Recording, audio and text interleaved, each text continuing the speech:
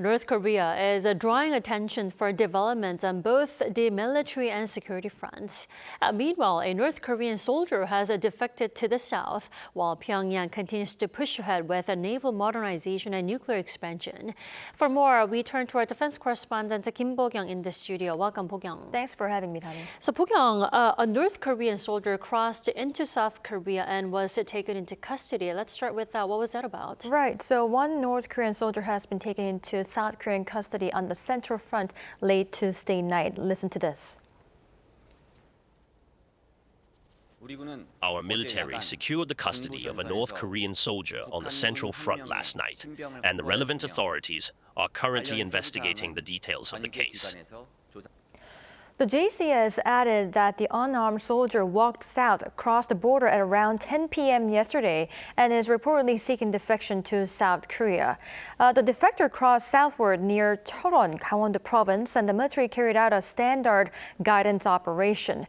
This marks the fourth defection since the inauguration of the Lee Jae-myung administration and the second one for a North Korean soldier. The most recent defection was in October of last year when a North Korean soldier crossed the military demarcation line on the Central Front. Right. And at the same time, the regime has been keeping up its efforts to boost its naval power. I hear it has commissioned a new 5,000-ton destroyer. Tell us more. Right. So the new 5,000-ton destroyer that you just mentioned is Choe Hyon. And according to the state-run KCNA, the commissioning ceremony for the vessel was held the previous day at Nampo Port, attended by the leader Kim Jong-un. In its speech, he voiced expectations, saying the Navy, once regarded as the weakest part of the regime's armed forces, would have combat capabilities that will be strengthened to a level beyond imagination.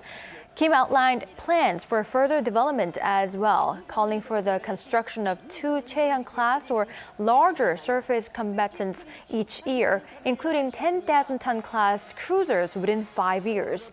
Kim added that Gangwon, the warship that ran on ground during its launch ceremony last year, will soon be commissioned as well, which will be followed by the launching of a series of 10,000-ton strategic warships.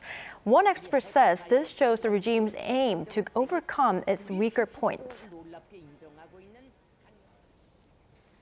I think the North Korea's focus on naval modernization reflects its desire to overcome the weakness of its outdated navy and diversify deterrence capabilities and develop more survivable sea-based strike options. Larger surface combatants, submarines, and sea-based missiles suggest that North Korea wants a more, multi-dimensional military postures.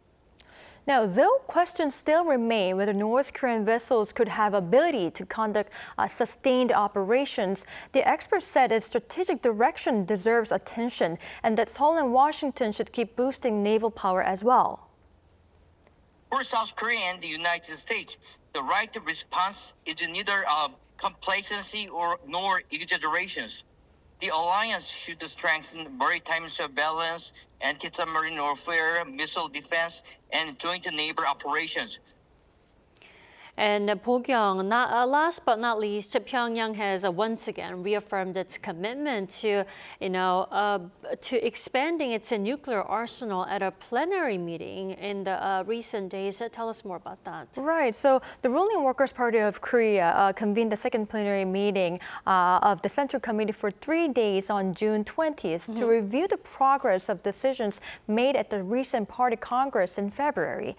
The meeting emphasized the regime's commitment to expanding and strengthening its nuclear forces and fully exercise its self-given status as a nuclear-armed state. Now, one notable part of the key party meeting was that an unusually large share was devoted to national defense and foreign affairs, and that the hostility towards South Korea has intensified. The North labeled the South as its most hostile state and criticized this month's South Korea-U.S. Nuclear Consultative Group meeting, claiming the allies are expanding their military capabilities, including through Seoul's pursuit of nuclear-powered submarines. Alrighty, Bo-kyoung, thank you for sharing the updates as usual. Thank you.